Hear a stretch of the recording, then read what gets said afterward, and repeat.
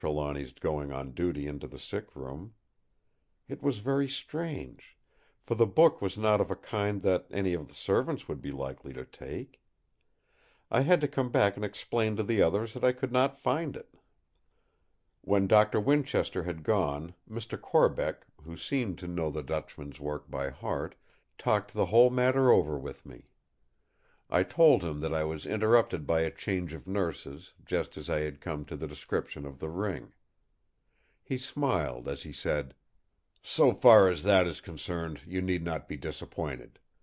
Not in Van Huyn's time, nor for nearly 2 centuries later, could the meaning of that engraving have been understood. It was only when the work was taken up and followed by Young and Champollion, by Birch and Lepsius and Rosellini and Salvolini, by Mariette Bey and by Wallace Budge and Flinders Petrie and the other scholars of their times that great results ensued, and that the true meaning of hieroglyphic was known. Later I shall explain to you, if Mr. Trelawny does not explain it himself, or if he does not forbid me to, what it means in that particular place. I think it will be better for you to know what followed Van Huyn's narrative, for with the description of the stone, and the accounts of his bringing it to Holland at the termination of his travels, the episode ends. Ends, so far as his book is concerned.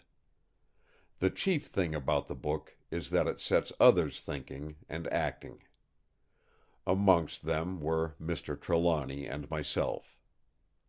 Mr. Trelawny is a good linguist of the Orient, but he does not know northern tongues.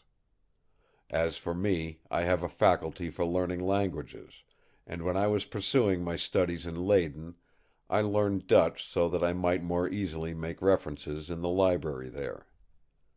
Thus it was that at the very time when Mr. Trelawny, who in making his great collection of works on Egypt had, through a bookseller's catalogue, acquired this volume with the manuscript translation, was studying it, I was reading another copy, in original Dutch, in Leyden. We were both struck by the description of the lonely tomb in the rock, cut so high up as to be inaccessible to ordinary seekers, with all means of reaching it carefully obliterated, and yet with such an elaborate ornamentation of the smooth surface of the cliff as Van Huyn has described. It also struck us both as an odd thing, for in the years between Van Huyn's time and our own, the general knowledge of Egyptian curios and records has increased marvellously, that in the case of such a tomb, made in such a place, and which must have cost an immense sum of money, there was no seeming record or effigy to point out who lay within.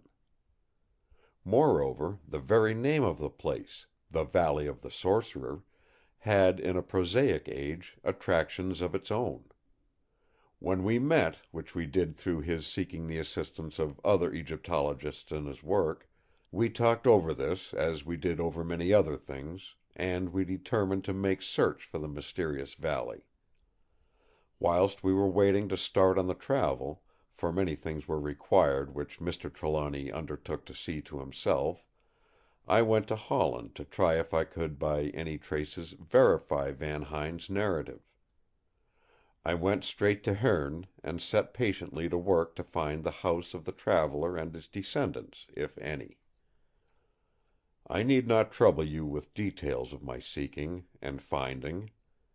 Hoorn is a place that has not changed much since Van Huyn's time, except that it has lost the place which it held amongst commercial cities. Its externals are such as they had been then; in such a sleepy old place a century or two does not count for much. I found the house, and discovered that none of the descendants were alive. I searched records, but only to one end: death and extinction. Then I set me to work to find what had become of his treasures, for that such a traveller must have had great treasures was apparent. I traced a good many to museums in Leyden, Utrecht, and Amsterdam, and some few to the private houses of rich collectors. At last, in the shop of an old watchmaker and jeweller at Hoorn, I found what he considered his chiefest treasure, a great ruby, carven like a scarab, with 7 stars, and engraven with hieroglyphics. The old man did not know hieroglyphic character, and in his old-world, sleepy life the philological discoveries of recent years had not reached him.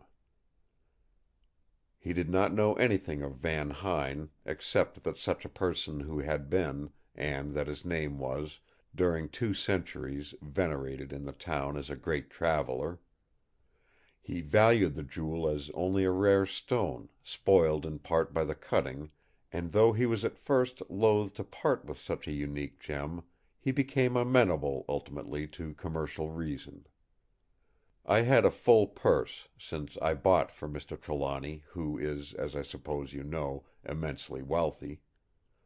I was shortly on my way back to London, with the star ruby safe in my pocket-book, and in my heart a joy and exultation which knew no bounds. For here we were with proof of Van Huyn's wonderful story. The jewel was put in security in Mr. Trelawny's great safe, and we started out on our journey of exploration in full hope. Mr. Trelawny was, at the last, loath to leave his young wife whom he dearly loved, but she, who loved him equally, knew his longing to prosecute the search.